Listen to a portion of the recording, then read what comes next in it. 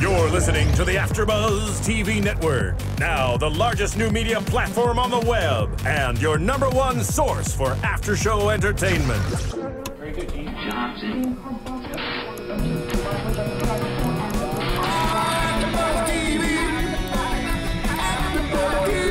From Los Angeles, California, and Maria Menounos, and streaming live thanks to Akamai Technologies, this is AFTERBUZZ TV Spotlight On.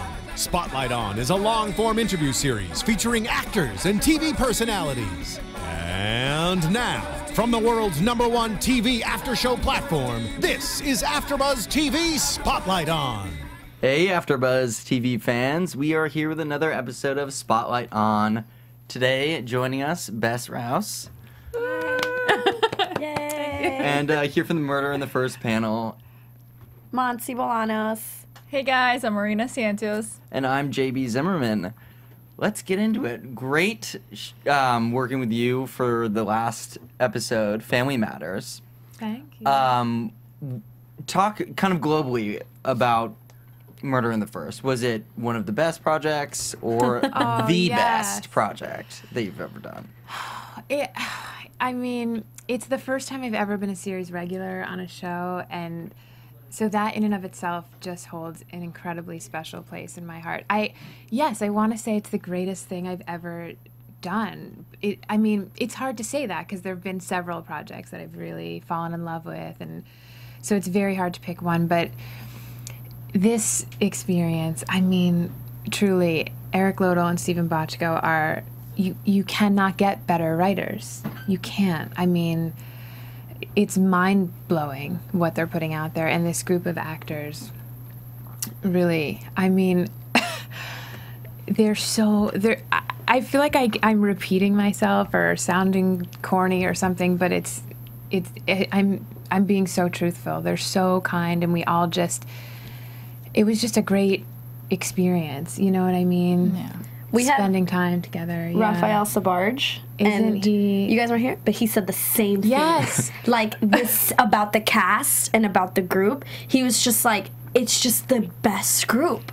Like It's like that's just the way to describe it, because this team of people, and we went to San Francisco together twice and then shot, the rest here in Los Angeles, and I don't know, there's something about the hearts and souls of these people and these writers and these producers, and it just, I don't know, it just felt like extraordinary good fortune in every sense of the word. Right.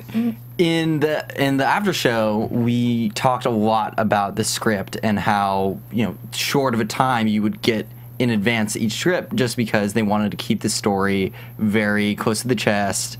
Right. Obviously, there's a lot of things going on and a lot of guessing, which is why, it's so fun to watch the show. Yeah. Were there any moments where you would go up to the writers and kind of beg for more information or maybe kind of dig a little bit? I mean, when we were at the TCAs, the Television Critics Association, which was this big press event we did right before we started filming, I was talking to Stephen and Eric, and Stephen was like, Bess. Like, joking, because we were all just wanting to know. Do you know what I mean? And we were all just having all of our theories and everything. But I think we also, in all seriousness, had and have extreme respect for Stephen and Eric. So we would never, we all joked around. We'd be like, come on, throw us a bone. But we truly respect them professionally. So it would, you know what I mean? Mm-hmm. Like, we jokingly wanted to know. And, in some ways we were so excited we wanted to know. But to a point, and respect. then we allow them to be the professional. Right. It seems so much like the process was organic, and that's kind of why it's fun to guess. Like, everybody seemed like a suspect. Yeah. Again, I totally thought you were going to be the killer for a time. I chose a lot of different people, though, as I think we all did, because there's so many we twists. do that. I mean, every episode we would come in, and every day we would sit around, and we all had crazy theories, and I can tell you that none of us guessed it. What you will see in the finale. Oh, I'm so excited. All of us. Now, you're talking about the whole cast who's completely inundated with information and there every day. None of us guessed it. Oh, wow. That's how just wild, and I tell you, they're just one of a kind writers for sure. Now, I want to go back a little bit, and I don't want to Yes. pick on you, but I will anyway. No, pick, please. During the after show that we did previously, Yes. we talked about how you got the role a little bit, and how you're supposed to be a 45-year-old fat man with a beard. with a beard, with yes. a beard. Yes. And I have to say, it might just be my imagination, but you seem to be getting a little emotional talking about it, and the process, and how grateful you were that they brought you in and you read and you got the part. How was it for you to receive that call, and be your first serious regular role? I was weeping. I mean, I really was, because also the character was supposed to be recurring. So in the same phone call, I found out that not only did I get the role, but it was also going to be a series regular. So that was just too much. I mean, it was too much for my heart, and too much because on some level, as an actor, even though you have those ultimate goals to try and be working full time, when it actually happens, it's almost more than you can take. I wept, I dropped to my knees. I mean, it sounds awfully cinematic, but No, I really, my legs were shaking, and my agents and my agent and my manager called me simultaneously, and I was just weeping. And I know what it means to have nothing. I know what it means to walk in the room day after day, audition after audition, and you can't get arrested. I know what it means to not be able to pay my rent or have any food, and to get Ivana, and to get Murder in the First. I'll never, ever forget that moment, and I'll never lose gratitude for what that means, how it changed my life in every way, and Eric and Steven are in my heart forever, so great to hear that. I can't even imagine I the know. feeling that it must be, especially, like you said, most actors nowadays are struggling actors. They can barely. That was me before Murder in the rent. First. When I walked in the room, I had nothing. I was behind on my rent.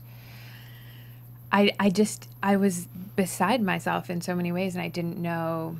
It was one of those things where I just was like, you throw your hands up and you're kind of, all right, I don't know what is going to happen for me in my life. And then the stars aligned, and by stars aligning, I guess I mean Eric and Steven blessed me with the job, and Well, you deserved it, I'm sure, or they wouldn't have thank given it to you. I mean, it's I don't know. Yeah. It just really, No, it's incredibly hard to do that. I mean, that's shows the testament of following your dreams, because if it wasn't, it wouldn't be worth putting yourself through that. I mean, were there Yeah. any moments where you were sort of in that thinking ahead, like, am I making the right choices, or has it always been, acting and you in love? Well, I was gonna stop. I was gonna quit in very late 2010, right before I got actually the job that catapulted my career, which was the guest lead on SVU, on Law and Order SVU. Great episode. You were great in that. Thank you. Yeah, when I Thank saw you on you. Murder in the First, I was like, hey, this girl's from SVU. Yeah, you were Yeah. wonderful in that. Thank you. And right before that, I had started getting applications. I was going to be a teacher. I was looking at private schools just to be a teacher, because I couldn't. I was just, so despondent, and I was sinking, and I couldn't take it anymore. It really is an industry that destroys you, and it puts you Yeah. down, because if you hear about people that are not good with rejection, talk about actors, people in the entertainment Yeah. industry. You Yeah. better be ready and strong enough to hear no's day after day after day after day for years. I had an eviction notice on my door. I had a friend that sent me groceries from Fresh Direct, because I couldn't afford to buy food. I was bagging groceries at an organic food store. I mean, it was not a happy time. It really, even just thinking back on it, it was, and then I had actually auditioned for SVU for 7.5 years. Oh, wow. Really? I walked in that same room with the same producers, whom I love because they gave me this, wonderful role. But 7.5 years I auditioned for them, and I couldn't seal the deal. Wow. And then I got that script the night before. I got that audition the night before. And I don't know, I think it was like that survival. On some level, I walked in there and magic happened.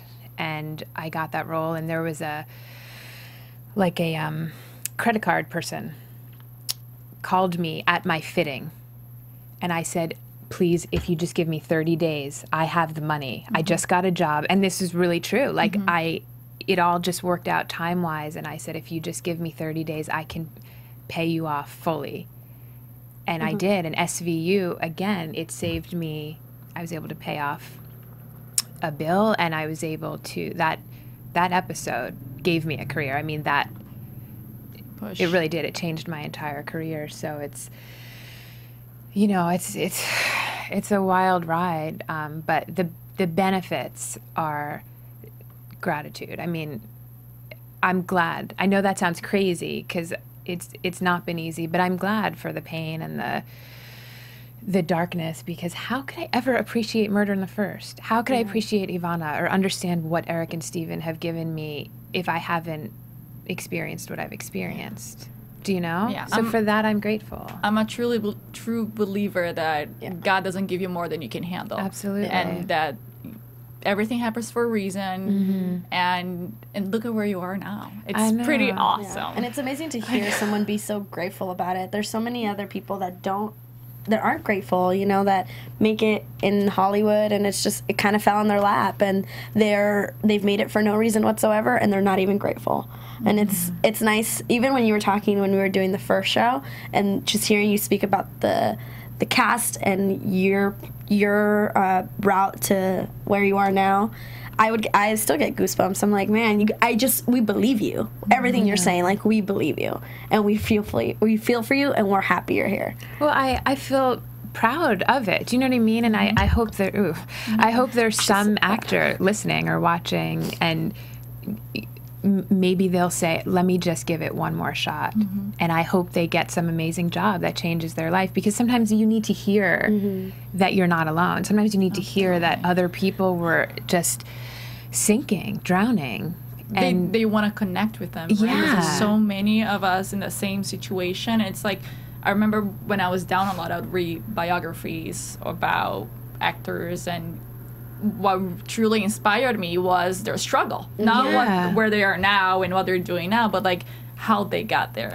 Yeah, it's oddly, it's like a sense of pride in a way, because there were so many times where I didn't think, I couldn't see the light. Do you know what I mean? It just felt almost ridiculous. Like every corner, there was no way to, you know what I mean? Take a breath. Take this. It's like the myth of Sisyphus, which is, in Greek mythology, he pushes the rock up the mountain, and then it tumbles back down him, and then that just repeats itself, and that is a lot what the journey was feeling like. But to come through, I feel like, gosh, I hope some actor is listening, and I hope they're going to say, you know what, I'm going to go into my audition tomorrow, and I'm going to kill it, and they do, and I'm sure you're inspiring a lot of people. Yeah, absolutely. And especially for one specifically, like Murder in the First, where the role was originally the furthest thing from yes, I know. I mean, taking a chance with that and sort of making it your own is so cool and so inspiring. Thank you. That, you can really, it's not just what is on the paper. It's, everything that makes you who you are. Thank you. Now, who is your go-to person, like the person you call as soon as you hear the good news? Well, it would have been my grandma, but she's in heaven now. Oh, this interview is going like into a sad place. No. I mean, she was my first guru. Do you know? And anything at all that is good about me is her. Oh. And so. I mean, call her. She's the first person that I'll connect with. Before I connect with anyone, I think, on earth, I'll connect with her. because I'll feel like she did it. Do you know, like when I got Murder in the First, I Grandma, thank you. Like, I know the first thing she did when she went up to heaven was like, how are we gonna get this going here? Because this kid is like drowning. You know, That's adorable. and that's the first person I call. Like, I call her in heaven, and I just have that. I'm moment. so sure she is so proud of you. Oh, Good job, Grandma. Yeah. thank you, Grandma. Love you from the after show. Yeah. Oh. You talked a lot about friends inspiring you, what you see and can bring to certain roles. I heard that you were doing a little bit of sports back in the day, Yeah. specifically ice skating. I was an ice dancer. Is that play into how you are as an actor, that competitive spirit? No, I wasn't. I was terrible at that aspect of it. I'm not a competitor by nature, so that was actually very hard for me as a skater because I didn't want to compete. Do you know what I mean? Like, because I feel like that has a negative connotation, and I think especially when it comes to acting, that you can't compete because we're all operating from our souls. We're operating from our spirits. So there's no way that somebody else will do a worse or better interpretation. It will just be a different interpretation. And the producers and writers of a project will connect to the interpretation that they connect with. Do you know? Like, it's not competitive, or it shouldn't be in acting because do you know what I mean? It's not like you score a goal or you don't. You hit a home run or you don't. This is like a human heart and a human soul, even if you're playing an evil character. So, the part of not being great at competing and skating has like served me as an actor because I'm able to just focus on what I need to bring to the table and support my friends that are actors and, make sure that I'm serving them as a friend in any way that I can, And is that the main reason why you went from dancing to acting, or is there other reasons as well? Well, interestingly, I moved away from home when I was 15 to train at the Olympic Training Center, and I went to school till 12 o'clock, and then I trained for the rest of the day, and I snuck away from skating one day to audition for the school play. So that was like the beginning, and I ended up getting the part, which created a tremendous discrepancy amongst the adults in my life at the time, my parents and everything, because they were all invested in my skating, and I was like, hey, no, I want to do the school play. But you can't skate. Skating is a very limited engagement. You can't be like a 40-year-old ice skater. Like, that's just like weird. Do you know what I mean? Okay. So that was a limited engagement, and I think that the last couple of years, I knew that it was over. Like most things in life, it's not. It's a process, and when you retrospectively look at it, you say, oh, you know what? It was a long time coming, and I knew as a little girl that I know that probably sounds trite, but I knew that I wanted to be an actor, but my identity was skating. I mean, anyone that knows me from my childhood will say, oh yeah, Bess, that girl with the curly hair who skates. So it was all I knew. Do you still skate now? I don't. At all? When was the last time you skated? Oh gosh, I don't remember. Like, when I stopped, I really did. You just stopped. I really stopped. And you don't do it for fun, clearly. You don't go and just go for ice skating rink and go and for fun. That's like a thing, I'd like right? to now. I think for a while I really just didn't want to. I kind of wanted to cut it at the root and move forward and start a new life. But I'd like to now. So, anybody listening that wants to go skating with me, I'll go, but I don't know how to break, so I usually just hit into the wall and then break my kneecap in the process. That's usually how I do it. I won't let kneecaps break. Okay, because I just don't know how to break. I'll go really fast. I'll prevent that. It's the end for me. Yeah. I mean, it's still, you get the performing nature of it. I mean, it's still in the spotlight. Did that lead you to stage acting? Because television and stage are very different. Do you find that they're sort of both your interests, or do you prefer one art over the other? Well, that's a great question. I started in the theater. I graduated from conservatory. I went to Rutgers, and I trained only for stage. And my aspirations were actually just theater. I never thought really much about film or television. I thought, New York theater. I grew up going to see off-Broadway plays and going to see Shakespeare in the Park every summer. But, here I am on this amazing television show. And I think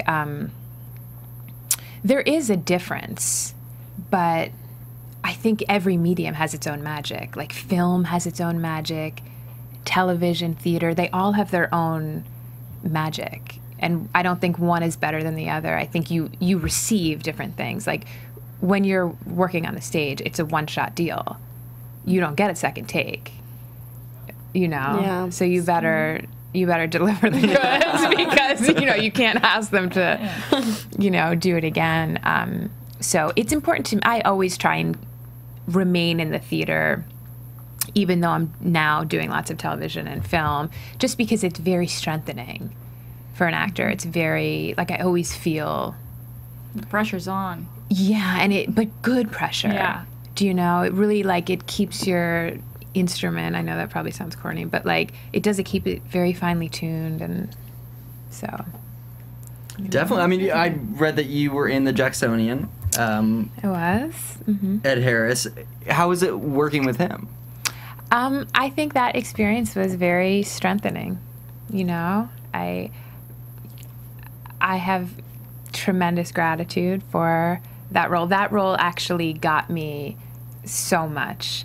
I mean, that was a huge launching pad for me. I mean, essentially, it sort of got me Murder in the First in a way, because a lot of people had seen that production, and I got several test deals with several networks, and then jobs, and then Murder in the First. So it that play really gave me a lot of jobs. I mean, it really did. So, is there a character that was the most challenging for you? Challenging ever that I've done? Yes. Wow, that's a hard question. Probably, I did a play a few years ago at McCarter by Sarah Treem, who is she's an amazing, brilliant, she wrote In Treatment, which was on HBO. Yeah. Mm-hmm. She's just really an exquisite writer, and she wrote this play that I did. It was a 2-person play. Mercedes Rule played my mother, and that was the most challenging because the character was the most far away. Well, Ivana's very far away from me, obviously. I was wait, what? But as far as difficult, that was a beautiful challenge. I felt. You want that, do you know what I mean? I look back on that play and I feel like that was a great, wonderful turning point, because it was a hard character. What was your character? She was an evolutionary biologist. Oh wow. Who's getting her master's degree, and she's a brilliant genius. I keep playing these geniuses, but don't tell anyone. I'm not in Mensa. I am not a genius. I don't know why I'm always playing geniuses, but I'm not one. Hey. But yeah, and there was tons of scientific language, and the character was very, she had also some edge, some dark aspects to her, and there was this scene where her mother who gave her up for adoption reveals that she has cancer, and my character says to her, "I'm not going to take care of you." And I used to cry every day in rehearsal because it was so hard to be that callous, because it's different than Ivana. It's just a different kind of callous, So that was beautiful, because I learned how to approach things like that. Do you know, and not, because I couldn't burst out crying. The character wouldn't do that. Yeah. So that was very hard, but very wonderful and a gift. So Yeah. Yeah. Speaking of tech geniuses, with this role, Yes. did you find that you needed to do a lot of prep? I mean, your character is pretty high on the flagpole. Mm-hmm. I mean, was that something that you did a lot of research in? Did you read business stuff to sort of acclimate yourself to that role? I did, because I am a Luddite to the umpteenth degree. I mean, it's like I'm living in another time period. It's nothing shy of amazing that I can send an email. I've never been on social networking, so I really did have to do a ton of research and get, really comfortable with the language and that kind of like knowledge, and Eric Lodel, our, just amazing writer and producer. He sent me this op-ed from the New York Times right before we started shooting about a female CTO in a company like Appleson. Oh. And that was great. It was super helpful because you're getting it from, it's also females actually aren't, Ivana's position is very rare. Mm-hmm. And that was why this woman was written up in the New York Times, as a female CTO. And so that was incredibly helpful to just see this woman was not a sociopath. She was not, I'm pretty sure, engaging in the activities that Ivana engages in. But, you know what I mean? Just to see where, a female computer genius is operating from is, that was super helpful, so. Now, even though the show is pretty serious, are there any funny stories from set that you can tell us? I'm sure there's some stuff going on behind in there. I mean, we had great fun. It's funny because it's so dark, but the set is so light. I mean, that, that dichotomy is probably what makes it sail so smoothly.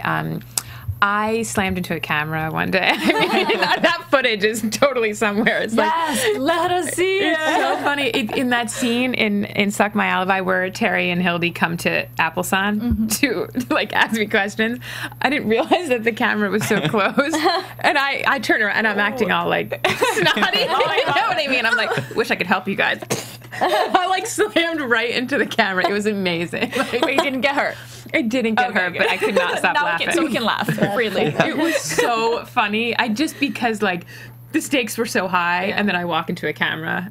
I'm sure. That's the perfect moment. Yeah. We need the DVD extra features. I know. We have to find that footage because it was amazing. Yeah. So after almost a season, who would you say was your favorite to work with on Murder in the First? I could never pick one person. I truly, from my heart, I couldn't. I think the whole cast, I really sincerely mean it. The whole cast, they are such upstanding, respectful, kind creatures, and our writers and producers. I feel like any one of us could call somebody else and say, hey, I'm having a problem, I need you. Do you know what I mean? Mm-hmm. Even if, because there's some people that worked more together than others based on the storyline, but I feel like we all kind of just had a connection, a very easy connection where it's, you know what I mean? Mm-hmm. You became friends, not just a cast. Yeah. You're not just a cast. And I really feel like if anybody from that show in any corner of the production, on camera, off, anybody called me and said, I'm in trouble, I would say, where are you? What can I do? Because I think we just formed a sort of, I don't know, little family. Yeah. I don't know. It's just we sure got lucky, Yeah. That's great. Going with that same question then, is there an actor that you want to work with? Is there someone specific that you haven't worked with that you're just that I've never worked with? That you've never worked with and you hope one day to work with this actor or actress? Well, there's probably a few. Jessica Lange. So you want to be on American Horror Story? Well, she's been a longtime idol. Isabelle Huppert, who's a French actress, she's a longtime idol. I would have said Philip Seymour Hoffman, but unfortunately, there's so many people. Gary Oldman. There's so many actors that I really deeply admire, and so hopefully we can cross off Larry King. Yes, Larry King. Done. Check. Yes, that was sort of amazing, yes. You had a very hot scene with Eric Blunt. I Tommy. did, yes. And, you know, where you guys are having sex, doing drugs, drinking, all of the above. Yes. I want to know how it is to shoot something like that, and how naked are you? I'm pretty naked. I'm pretty naked. I have 2 flesh-colored stickers in Places. 2 places, and then a 3rd flesh-colored sticker in a 3rd place, Oh, that's it. and that's all. So I'm like 99% naked. I mean, it's quite naked, but TNT does not allow frontal nudity. So they have to kind of very strategically shoot it. We actually shot it for 4 hours because, you know, they have to make sure they get all the angles and what's allowed on the network. But you have to be essentially naked to shoot a scene like that. Otherwise, it's not going to work. And, you know, we have like these crew guys, they're such gentlemen. They're so respectful, truly. Like, I actually wrote our producer an email that day because I said I had to tell them how gentlemanly and respectful these crew members were. And they do you know what I mean? Like, there was no weirdness because everybody was so polite, and Tom Felton included. I mean, he's the consummate professional. And I just felt like it was so easy. The God's honest truth is there was not a moment that I felt weird, because I think the scene is absolutely dynamite in the writing, on the page. Like, when I got it, I really couldn't wait to do it. And I know that sounds weird because I knew that I had to be naked, but the scene is it has so many colors, and it's so layered, and as I said earlier, it's the first time you see Eric and Ivana in this capacity, and I really was like, let's do it. Let's go for it. Was that your first time doing a scene like that? I have never done a naked scene. I've never done a sex scene. I mean, this was the first time I've ever done any of these things, and it was in one fell swoop. Right, and this was one of the first scenes that you shot with Eric Blunt. With Tommy. Yeah. I mean, you know, and we'd shot the pilot, so, you know, we'd become friends and everything. And but I think it's like, there's something, I don't know, there's just, as I have said, there's something about this dynamic with this group where it's so warm and professional and respectful that I really felt like I could be completely unbridled. Like, I walked on set and I just was like completely free. And I wanted, and I know Tommy wanted the same thing, to make the scene as twisted and dark and truthful as it could be. And in order for that to happen, you can't have any inhibitions. Yeah.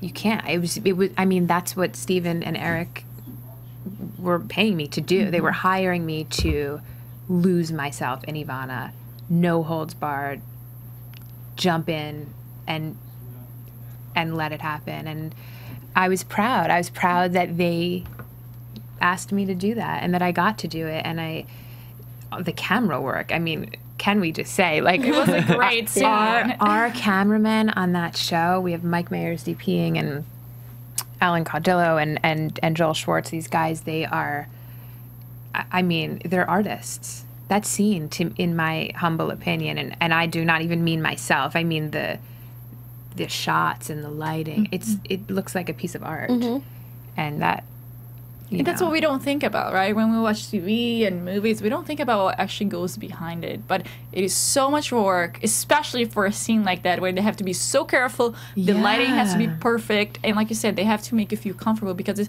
has to be very personal and intimate. And it came across so realistic. Thank you. It was a great scene. Thank you. I really credit that to everyone else there. Do you know what I mean? Like, I really feel like they created that environment, and that's why I was able to just get lost, because they, you know what I mean? They allowed that, and therefore I was able to do it. Yeah, you said you worked with Tommy, obviously, over the pilot. When you shot that scene, did you guys do anything extra, sort of behind the scenes, to get more comfortable with each other? No, I mean, you know, I think You didn't have a shot of tequila? No. Is that not like how, no? Oh, okay. No, there is no. I think that Tommy and I connected right away when we met in the pilot. I think that sometimes two actors that are acting partners just really work well together. Do you know what I mean? And it requires very little Acting. Well, in a sense. no, we're in character. That's Eric and Ivana, you know. But there didn't need to be a whole big thing about it. You know, we're very professional and we understood what was required, and I think it was just we jumped right in and you know, it was Interesting. yeah. On the flip side of that, like Tay Diggs, Yes. for instance, you have a very different relationship on the show. Mm-hmm. Did you, or maybe the writers just constructed the scenes this way, so did you work with him a lot? Maybe even like during filming and elsewhere, was that ever mentioned to create a certain relationship on camera? Did you guys like... You mean that we have sort of a sexual... Right, I mean, in that scene, in the interrogation, she's obviously acting very sultry. Yeah. You know, was that something that you guys explored beforehand, or was it just sort of a surprise? That was honestly that episode. Our DP Mike Mayers was directing, and he's an artist to the core. I mean, in his heart, he's an artist, and he said to me, "Bess, show me what you want to do." Like, and that's the sign of a brilliant director who he didn't want to say anything. Like, we knew it's a very long scene. It was actually 8 pages. Some got cut. Wow. But he said, "I just want to see what you're gonna do," and I just did that. And then he said, let's film it." You know, and he allowed me, again, this is the same kind of thing as the nude scene. He allowed me to get lost in it. He didn't put, you know, parameters. He didn't try and have an idea in his head of how it was supposed to go. And his openness to whatever was happening inside me, you know, and it created, Tay and I were able to have this sort of like liquid tennis match. Do you know what I mean? It was like, boom. We were just able to like flow. And that's because Mike was so open. And you know, Tay is from the theater, as am I.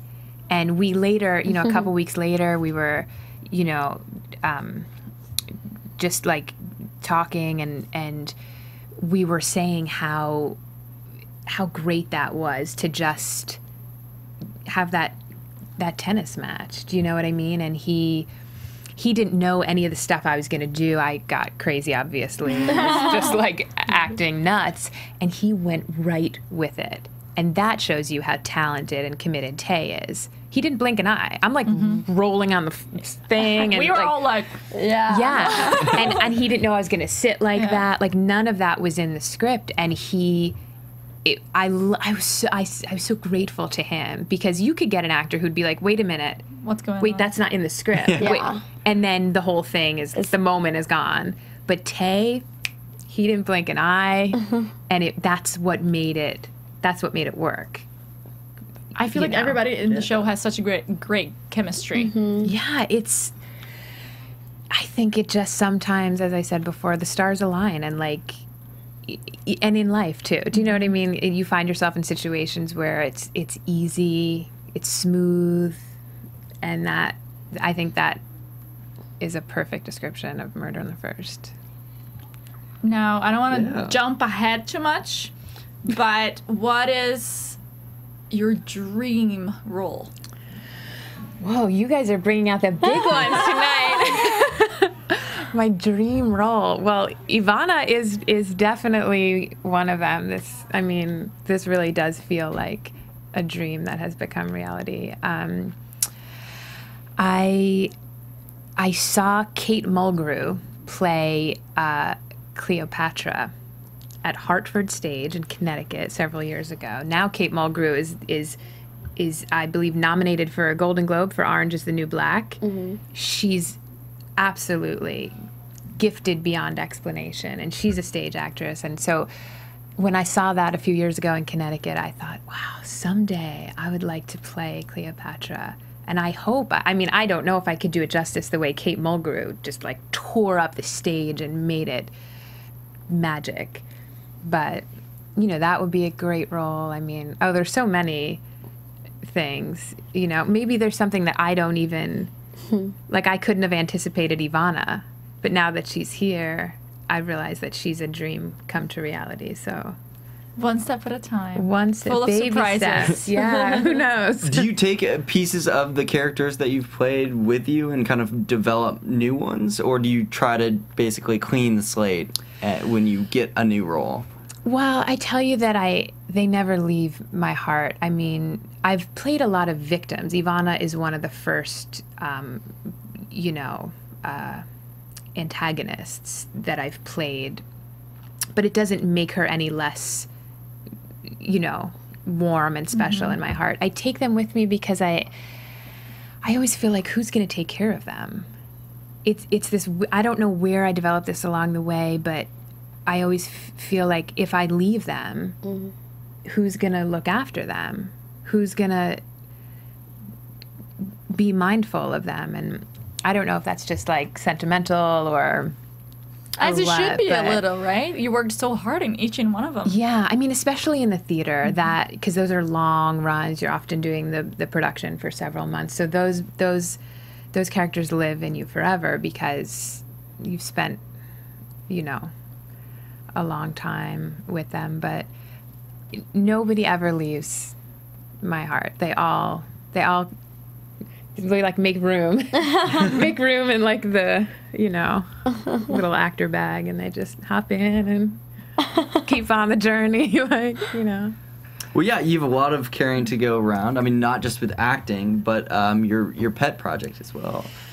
Yeah, well, I mean, it's not really mine. I just I serve as a volunteer at the Alzheimer's Association, which is this big national. You know, I'm like a pin in it. I mean, I'm like 1%. I have so little, but when my grandma, as I talked about, she went to heaven, she had Alzheimer's, and when that happened after she went to heaven, it was like, you know, it was a sad time, and I just wanted to figure out a way to you know what I mean, to deal with it in the best way I could and in a proactive way. And I don't even know, I was just Googling things and looking it up, and I stumbled upon the Alzheimer's Association. So now I go around. I had to get certified. So I had to like take all these classes and go to all these meetings, and they ultimately certify you. You have to learn about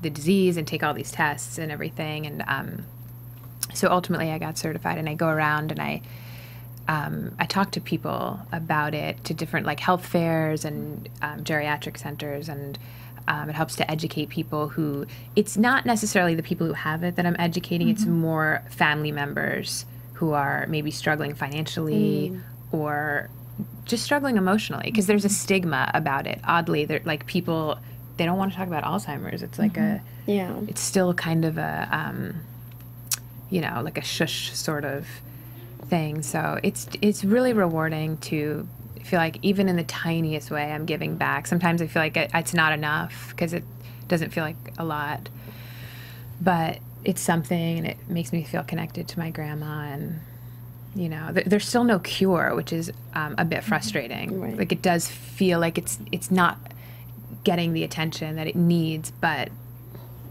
you know, hopefully. Well, yeah, it's so great that you're involved in that outreach and sort of bringing it back into the limelight. Absolutely. Especially, you know, we know how TV sets are. It's really long hours every day. Yeah. And the fact that you're taking your time to do something that is not only helping others, but it's also special for you because it hits home. It's pretty amazing. Yeah. Oh, thank you. Yeah, I mean, I feel like it's the least I can do. My grandma was like a mother to me. I mean, she helped raise me. So, I mean, at the least. Great. You know. Great. Yeah. So. I mean, she sounds like a very special person. She was. She was an angel. I mean, I don't know how many people like that exist. I think that's what makes people like her so special. You know, it's a rarity. So, Definitely too rare. I was lucky. Well, yeah. Thank you so much for stopping by. Thank Bess. you for having me. Do you have any of these seminars coming up where fans can find you and support this wonderful cause? Not at the moment, but it's I don't plan them too far in ahead because I never know with work. Right. But Where can someone find info about them? Well, they can go to, I think it's alzheimersassociation.com. Great. And you can just Google Alzheimer's Association, and you know, they have these health fairs and everything all over the country. So wherever somebody is in the United States, there's help, there's availability, there's a toll-free, round-the-clock anonymous phone number. Actually, I love this because you can call. You don't have to give your name if you're in despair with the disease or a family member with the disease. They're trained professionals round the clock to talk. So awesome. if anyone feels that need, that's available. Yeah, so. definitely. I mean, it's great to be able to go somewhere if you are dealing with that. Yeah, I mean, I actually wish I had known about it when my grandma was still alive. I would have definitely called, but you know. I'm sure it's very helpful for a lot of family members. Yeah, and hopefully. people with the disease as well. Yeah, for sure. Thank you so much for Yeah. sharing your Thank story. you. This is so much fun. It went by so I know. fast. I want to keep talking. Exactly. So fun. Well, fans who are like us wanting more, definitely catch Bess on the last episode of Murder in the First. Tear. It's like excitement and tears at the same time. Exactly. For the finale next Monday. Until then, can they find you guys? You can find me on Twitter and Instagram at Rena Brazil. You can find me on Twitter and Instagram at Monse Bolanos.